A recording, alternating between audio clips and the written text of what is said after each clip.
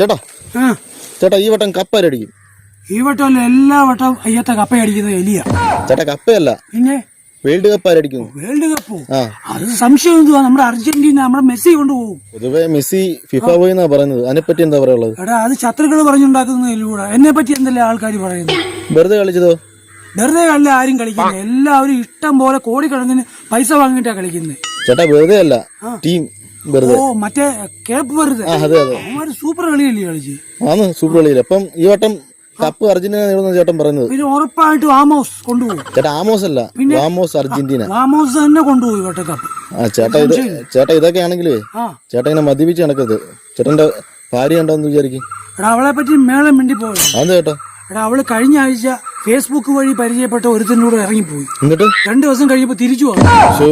അവളുമാരെ പോലുള്ള എല്ലാ അവളുമാരോടും എനിക്ക് ഒന്നേ പറയാവുള്ളൂ. എന്താ ചേട്ടാ?